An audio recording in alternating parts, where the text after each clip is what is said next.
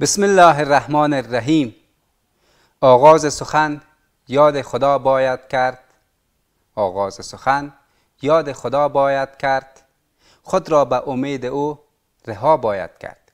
السلام علیکم و رحمت الله و برکاته.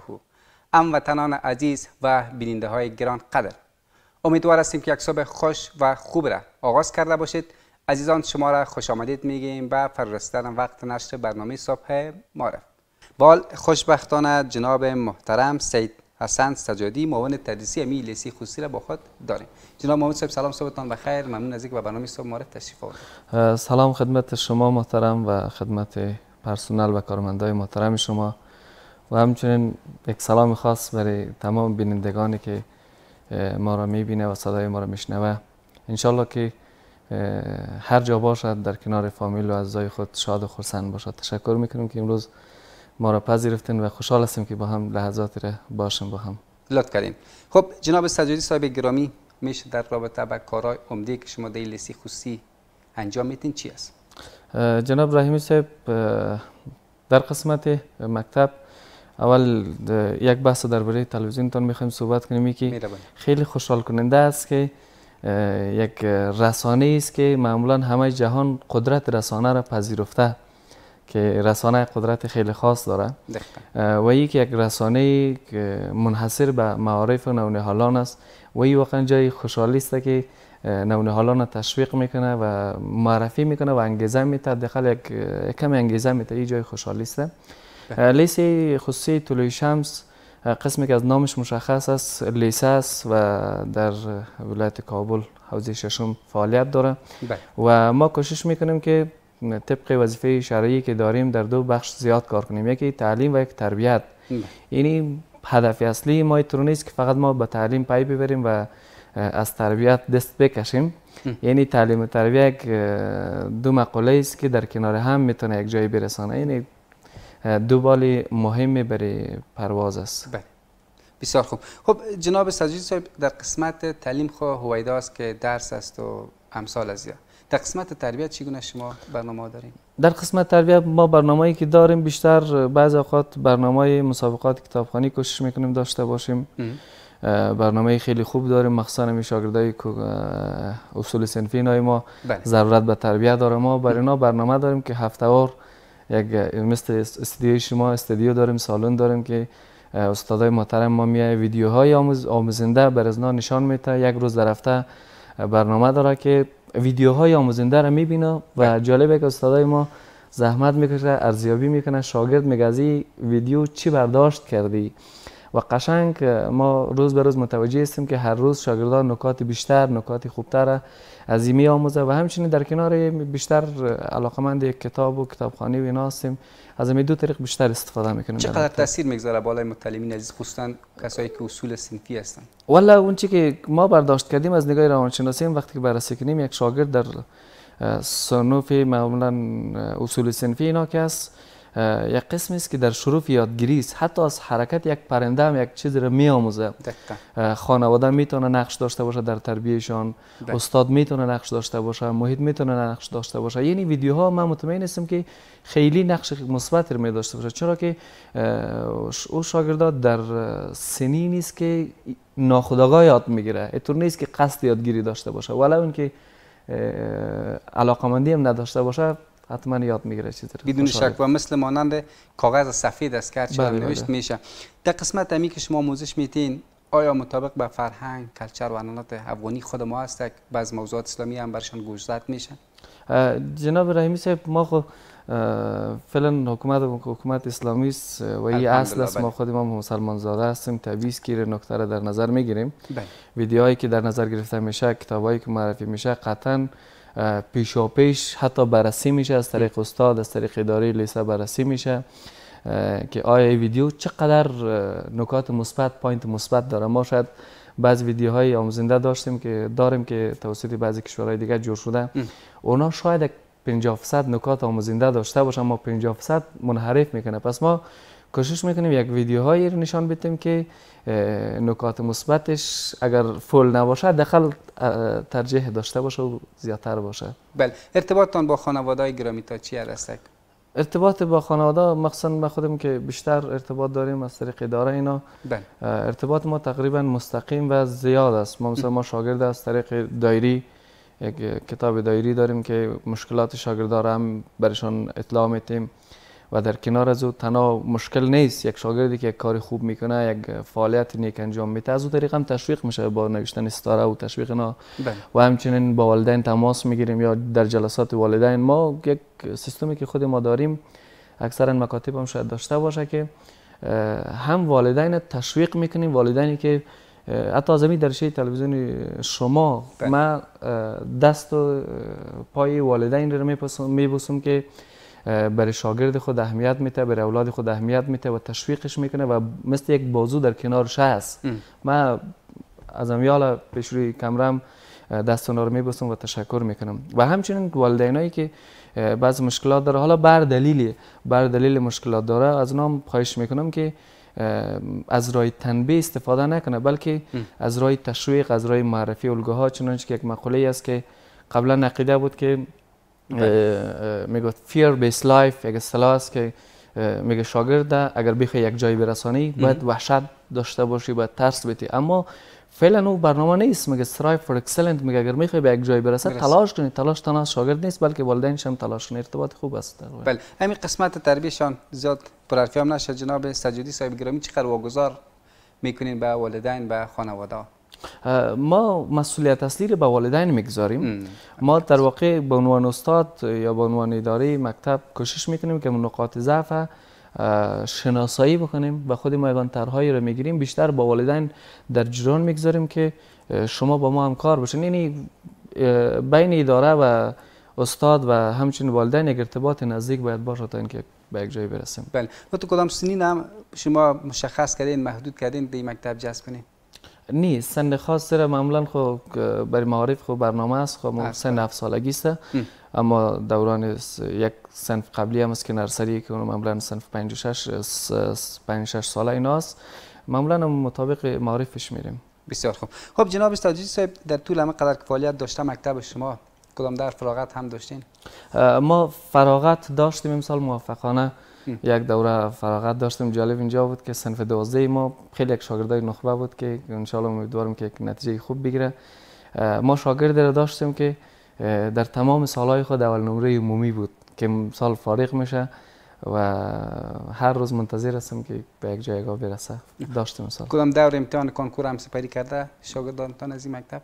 نه خیر امسال از اونجایی که اولین سال دوره فراغتشان بود نشده برنامه نداشته. امسال که هستن بخیر آماده که بتن امتحان؟ امسال آمادگی خیلی خوب گرفته شاگردای ما کاملا آمادگی گرفته اداره هم با ایشان هماهنگی کرده همکاری کرده ان شاء الله مطمئن هستم که به نتیجه دلخواه خود میرسه. خب همین شاگردان که در صنف اخیر قرار داره جناب صدیجی صاحب کدام امکانات بر اونها مساعد ساخته این کتاب خیال راحت برن بخیر امتحان کنکور سپری کنن؟ قسمی که شاید آشنایی داشته باشن یا نداشته باشن ما میخوایم صحبت کنم. لیسه طلوع شمس یک لیسه خصوصی است اما یک پشتوانه داره یک نهاد است به نام پرورشگاه کابل که یک نهاد خیریه است. تقریبا نصف شاگردای مکتب تحت حمایت پرورشگاه است که یاشا و اباطه و قرطاسیه و مصارف تعلیمی و تمامشان اسپانسری میکنه و از او بعد ما هر قدر در توان ما بوده با اونا همکاری کردیم همکاری همه‌جانبه حتی ما هر فیسی که میپردازه ما خود ما میپردازیم همکاری داریم با اونا. تمام شاگردان به شکل مجانی درس میخونن یا شاگردایی که تحت حمایت پرورشگاه است مجانی است تمام لوازم و هر قدر ضرورت داشته باشه خودی پرورشگاه میپردازه.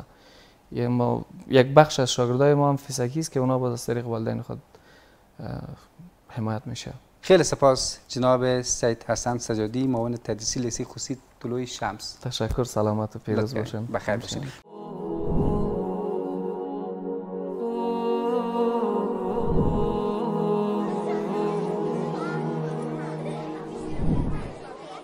عزیزان در کنار ما استاد گرامی منیر احمد فقیری استاد مضمون پشتو در لیسه عالی خصوصی طلوع شمس با خود داریم. جناب استاد سلام صبحتان بخیر خوش آمدید. السلام علیکم و رحمت الله.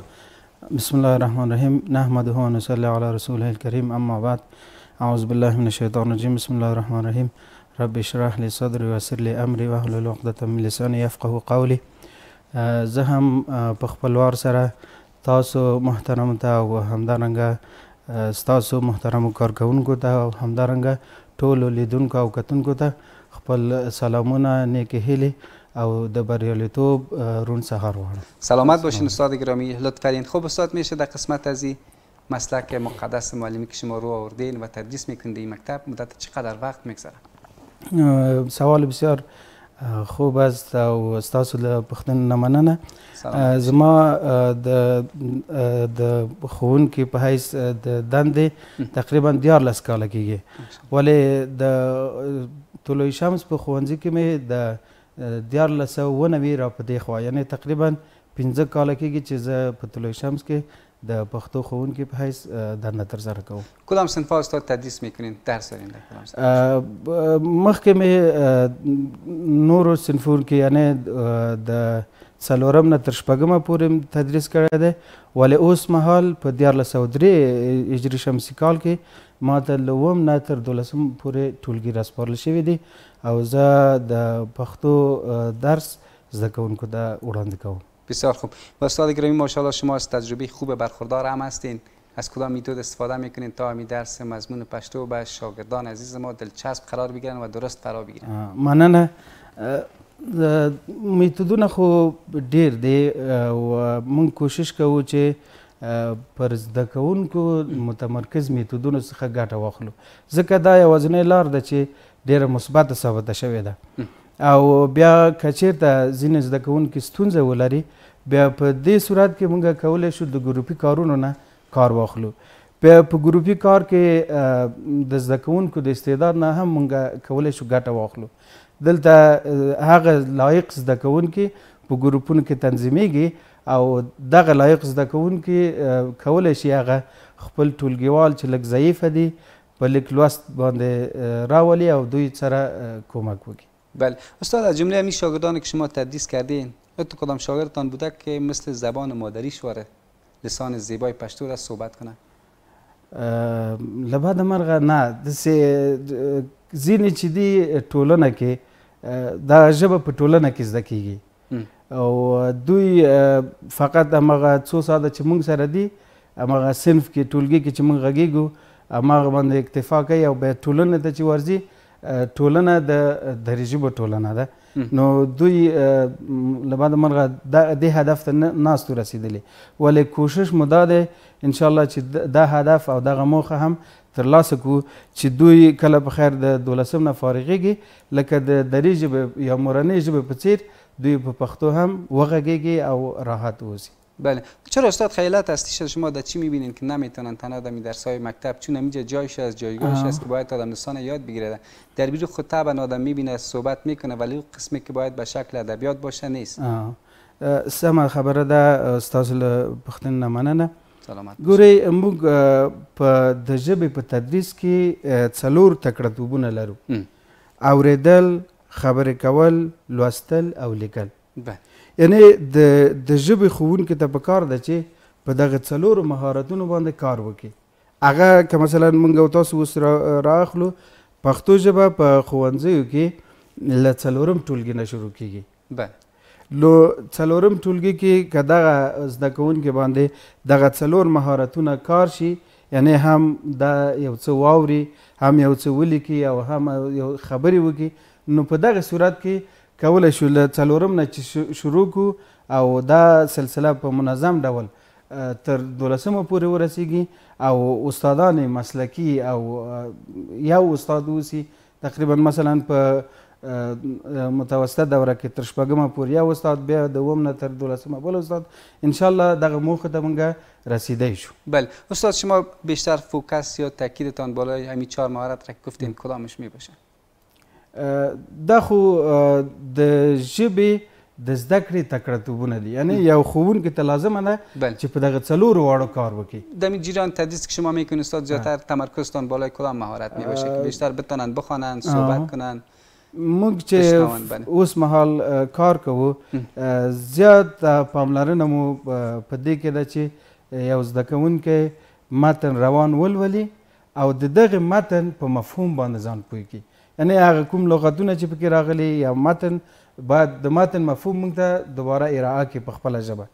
نو په دغه موارد باندې ډیر موږ کار کوو. خارج از موضوعات درسی کتاب یگان موضوعات دیگر شما هم برای شاگردان تدریس میکنید در لسان پشتو باشه؟ ولې نه، موږ الحمدلله په طلوع شمس کې د ژمي لخوا نه د ژمي په رخصتیو کې موږ دغه 3 میاشتې بیا ځینې مثلا هغه زده کوونکي چې زموږ ستونزې لري مثلا په ځینو مضامینو کې پاتې راغلي دي موږ هغوی سره بیا عمومي کار کوو. یعنې د الف نه شروع کوو، د اول نه شروع کوو، هغه د دوی ستونزې چې په هر مضمون کې که په پښتو کې که په ریاضی کې د دوی ستونزې انشاءالله موږ حلوو. بله. و استاد نقش خانواده ها فامیلا چقدر می باشه در قسمت از اینکه بالای اطفال خود کوشش کنند خصوصا در یک لسان که یاد بگیرن؟ ډیره مننه. یعنې کورنۍ او مور او پلار دلته اساسي رول لري. تاسو ډیر ښه ټکي ته اشاره وکړه.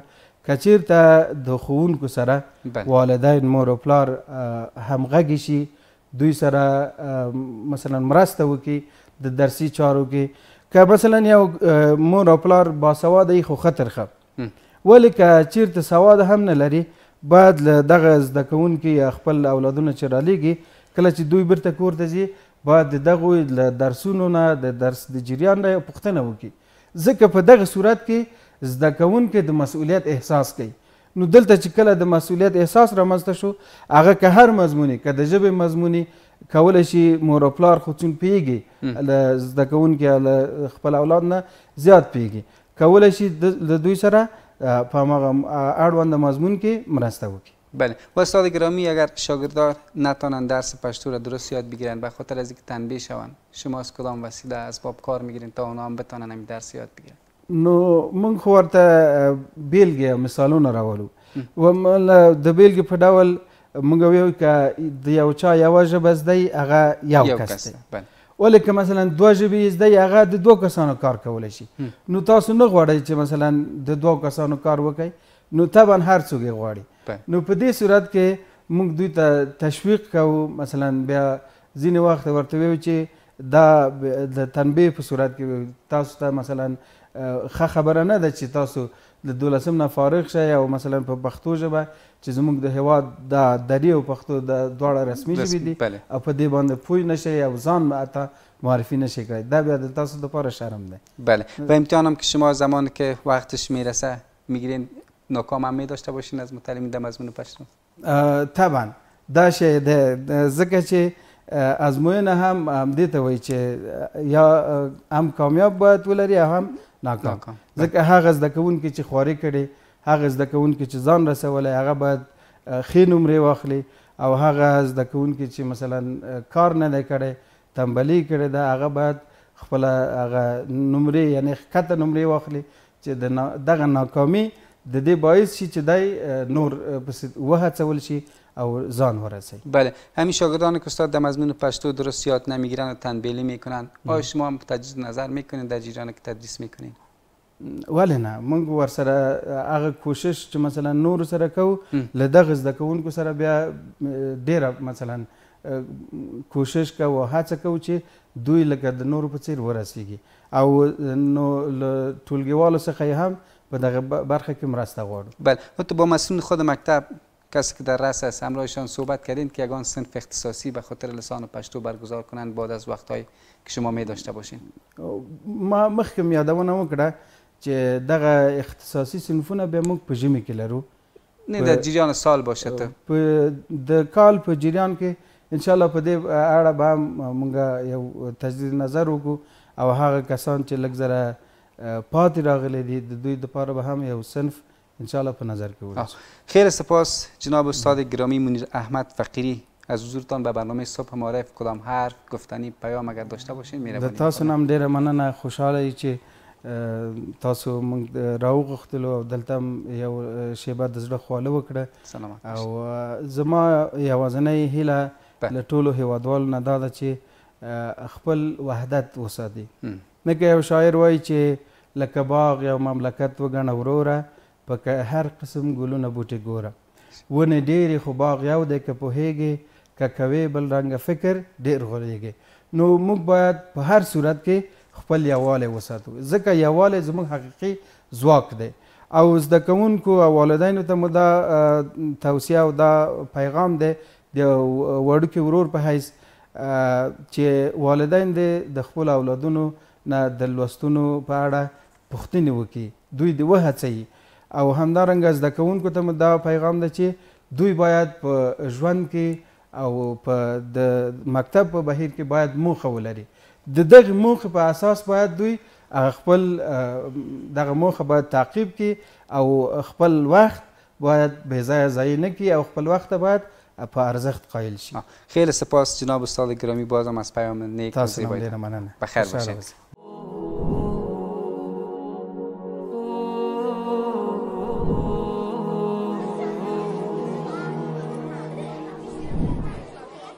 بله دوستان عزیز، میگن بهترین شما کسی است که قرآن بیاموزد و به دیگران بیاموزاند.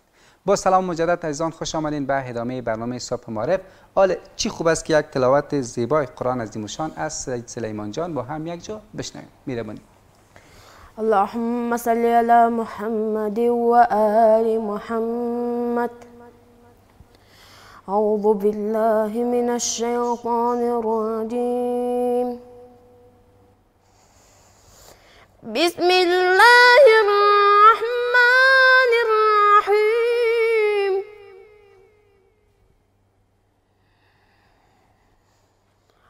والضحى والليل إذا سجى ما ودعك ربك وما قلى وللآخرة خير لك من الأولى ولسوف يعطيك ربك فترضى.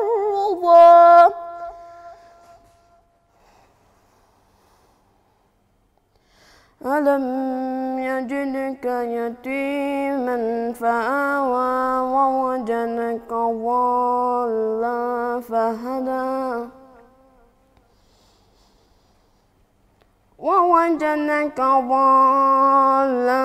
فهدى ووجدك عائلا فأغنى. فأما اليتيم فلا تقهر وأما السائل فلا تنهر.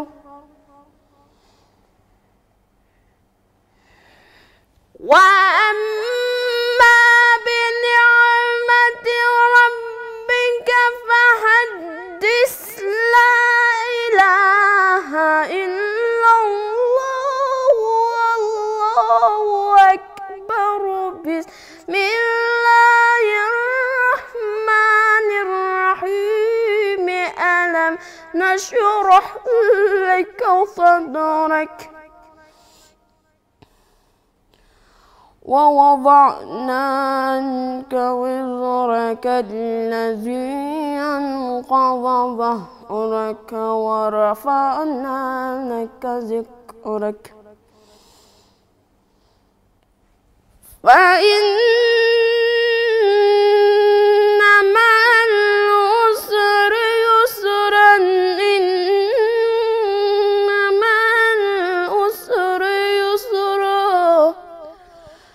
فإذا فرغت فانصب وإلى ربك فارغب. صدق الله العلي العظيم. بر محمد و اهل بیت محمد صلوات. اللهم صل علی محمد. ماشاءالله سید سلیمان جان، صبح بخیر، خوش آمدی به برنامه صبح معرف. سلام و عرض ادب دارم خدمت شما و کسانی که پشت پرده تلویزیون معرف ما را بیننده است. زنده باشی. سید سلیمان جان، درس‌های چگونه میگذره و تلاوت قرآن عظیم الشان خودت از کجا یاد گرفتی؟ در کجا یاد گرفتی؟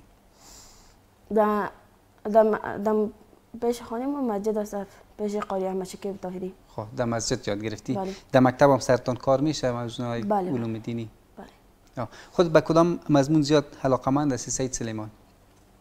علوم دینی، قرآن کریم. بله. میخوانین یاره؟ بله. و هم در مسجد میخوانی هم در مکتب؟ بله. علاقام زیاد دارم. علاقام زیاد داری. و خودت حتما در صنف هم که بعد از استاد که تشریح میکنه خودت میباشی. تشریح میکنی. بله. در خونه هم درس میخوانی با سید سلیمان جان؟ بله. میخوانین و همراه صنفیات در این مضمون هم کمک میکنی خودت؟ بله. چه رقم چگونه کمک میکنی؟ برش نقل میتی یا همراهش درس میکنی؟ نه نقل خونم میتونم.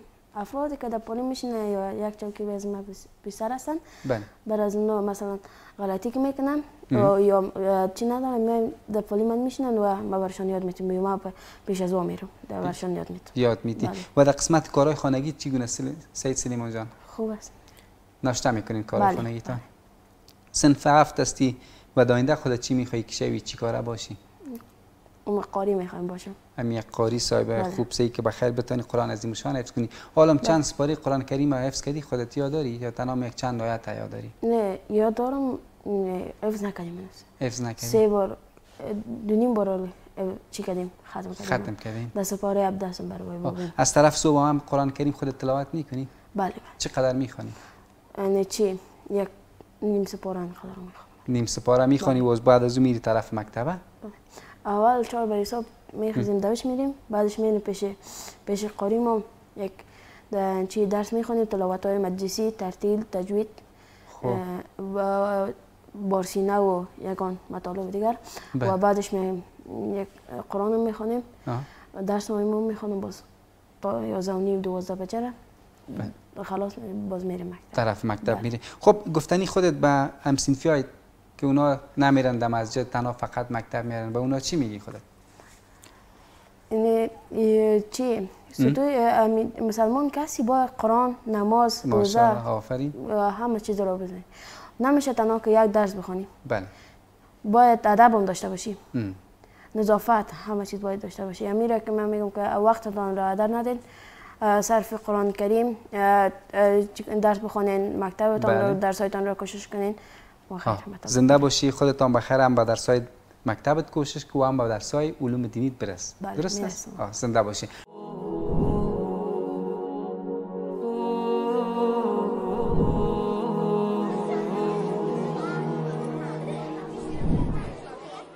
بال خوشبختانه حشمت جان داریم که ایشان صنف 8 هم هستند. حشمت صبح بخیر خوش آمدید. بسم الله الرحمن الرحیم. من هم به نوبه خود سلام و عرض ادب و احترام دارم خدمت شما محترم همکاران عزیزتان و کسانی که ما را از پشت پرده تلویزیون تماشا میکنند. زنده باشی. حشمت جان خودت چقدر احترام والدین پدر و مادرت داری میشه بگو؟ هرچی احترام به پدر و مادر کنیم بازم کم است و ما بسیار زیاد احترام پدر و مادرم دارم که یک شاعرم گفته بعد خداوند تو با پروردگارت مادر است. خب بسیار خوب. در قسمت خانه کارا یا در خانه هم همکاری میکنی؟ بله همکاری میکنم بازی خانواده. بله. و در مکتب چطور درسکایت هم میخوانی؟ درسای من میخوانم. خوشبختانه استادا با ما کمک و همکاری میکنن. بله. و درسای من میخوانم. یادم میگیری درسایت؟ بله بسیار به شیوه خوب. عالی. در مکتب مقاله، شعر، ترانه ای گپا شما هم یاد میگیرین؟ بله یاد میگیریم. خب به برنامه صبح معرف کال خودت آمدی به دوستکات کسایی که فعلا خودت نمیبینه چی آوردی چی میخوای؟ یک مقاله در مورد مادر برشان آوردیم. یک مقاله در مورد مادر. چقدر خوب. بخوان. خیلی آماده هستی؟ آماده هستم. مهربانی. هر مادر یک پیامبر است. پیامبری با معجزه های به همتای آفرینش و عشق. پیامبری که رسالتش سخت‌ترین و شیرین‌ترین رسالت دنیاست. پیامبری که میتوان در حریم آغوش خداگونه‌اش به معراج رفت. با نوازش‌های مادرانه‌اش جان گرفت و در سخت‌ترین شرایط با لبخندها و نگاه آسمانی‌اش آرام گرفت. من به رسالتش ایمان آوردم. وقت برای ما از خوبی‌ها میگفت و به ما درس انسانیت و آزادگی میداد.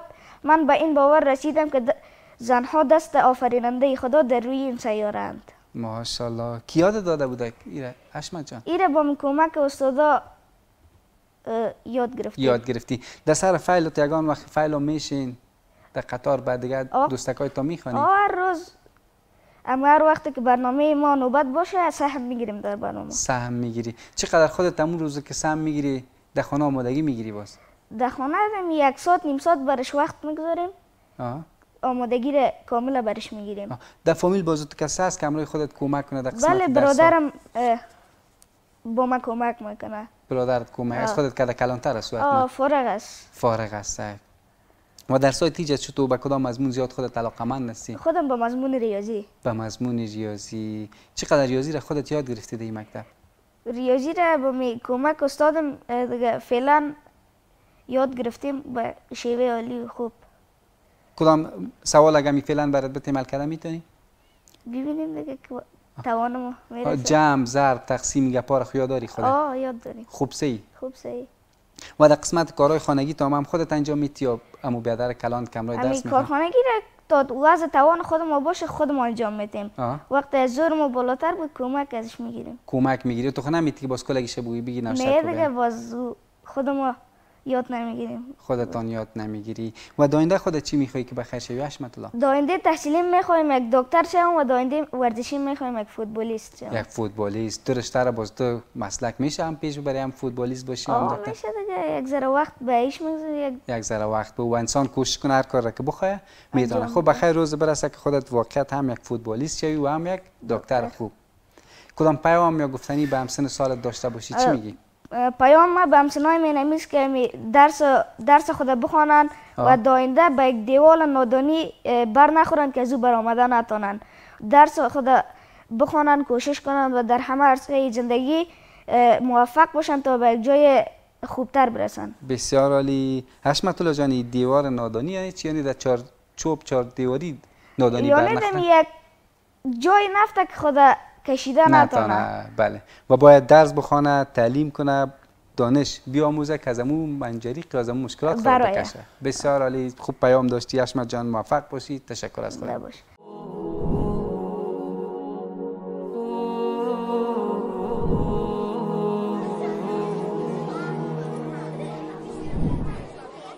به حال ریحان الله جان با ما هستند. ریحان الله سلام، صبحت بخیر، خوش آمدید. سلام بر شما و بینندگان عزیز تلویزیون معارف که ما را بیننده هستند از پشت پرده تلویزیون معارف. زنده باشید. ریحان الله جان چقدر خودت استادان دوست داری و برشان احترام میگذاری؟ دوست دارم، زیاد دوست دارم و درسای خوب برای ما درس میده و عادی پیش میره. و چقدر احترامشان میکنی خودت؟ زیاد. اما استاد را که زیاد در این مکتب خود درس میخوانی میشه نامش بگی کدام استاد است؟ زیاد دوستش دارم. بله. زیاد که دوست دارم استاد سجادی. استاد سجادی چرا او دوست داری زیاد؟ استاد به خاطر که مهربان است و برای ما خوب درس میده. دیگه استادام خوب است. بله. ولی این استاد بسیار خوب استاد مهربان است. خب به برنامه صبح معارف خودت که آمدی به خاطر همی ارجگذاری استادان گرامی چی آوردی با خود؟ یک تحفه یک مقاله برای مقام معلم. مقام معلم. واقعا که در رابطه با مقام و جایگاه معلم هر قدر حرف بزنیم کم است، ولی خوب است که مقاله خودت بشنویم و مدستی بخوانی. بله. به کدام لسان است؟ پشتو. چقدر زیبا. بخوان. بسم الله الرحمن الرحیم. معلم د یوې ټولنې د ملا تیر حیثیت لري، ځکه د ټولنې هر وړکی که هر مقام ته رسیږي د معلم زحمتونه او کوښښ له برکته دي. معلم ده چې یوه ټولنه سودا لوري ته بوځي. معلم ده چې د انسان او حیوان ترمنځ توپیر پیدا کوي. معلم ده چې انسان د معلم ده چې ټولنه ده. معلم ده چې خپل خوښې د بل خوښۍ لپاره قربانی کوو. بسیار خوب. وان پشتو هم خودت در این مکتب یاد گرفتی؟ بله. بسیار خوب. ریحان جان فکر کنم یک میمانه که دیگه ما هم هست که اونو هم نمونه از برنامه، کسایی که به حرف استادای خود گوش نمیکنه، گوش نمیتن، به اونا چی میگی خودت؟ پیام دارم که درس بخونه، در آینده یک هدف داشته باشه. انسان به هدف جای نمیرسه. و چقدر خوبه. او شاگردکایی که به حرفای استاد خود گوش نمیته به اونا چی میگی؟ بجای از به خاطر میگمش که درس بخونن و احترام استاد بکنن و گپای استاد که میگن باید بشنون. زنده باشی، همچنان ادب داشته باشن و ما را چی که استادا میگه باید به او توجه کنن. سلامت باشی ریحان الله جان.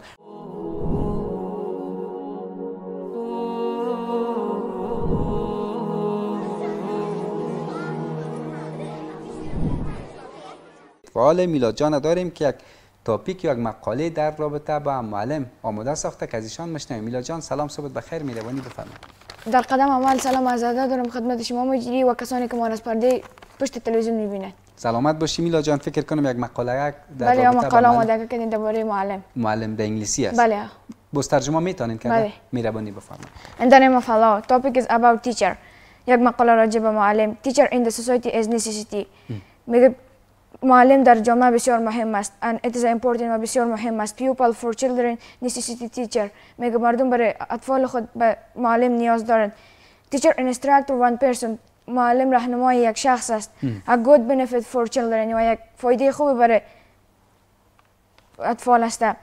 I want to become in the future a doctor and Sparky and Afghanistan و همیشه افغانستان سر زنده کنم. بسیار زیبا. خودت در کجا یاد گرفته بودی مقاله؟ انگلیسی رو در کورس لکسس. در کورس یاد گرفت. در مکتب هم میخوانین؟ بله در مکتب هم انگلیسی. چقدر کمک میکنه درسای انگلیسی که در کورس میخوانی بود به مکتبتان؟ به مکتب زیادتر کمک میکنه. در خانه متو به همراه یگان دوستکا و فامیلتان انگلیسی صحبت میکنی؟ یگان گپا میگین؟ بله. چی میگی مثلا چی میگی اگر صاحب میکنیم در بعضی باره چیزها؟ هم تو تیز با صحبت میکنی میفهمن باز گپای خودتان؟ بله. بسیار خوب. خب میلا جان وقت برنامه ما کم است. کدام گفتنی اگه داشته باشی کدام پیام داری؟ گفتنی ما تشکری میکنیم از برنامه معرف که زمینه رو برای تمام نوجوان مساعد میکنه که راز دل و درد دل خود در اینجا بکنن و تشکر از برنامه معرف و سعی پیام ما است که دست به دست هم بتیم افغانستان خود از تمام چیزهای بد نجات بدیم و بهترین کشور ما افغانستان. بسیار عالی. چقدر زیبا گفتی میلا جان. واقعا امیدوار هستم که این برنامه همین تاپیک تام در دل تام خودت گفته باشی. گفتی ان شاء الله؟ بله. سلامت باشی و همچنان تشکر از پیام زیبا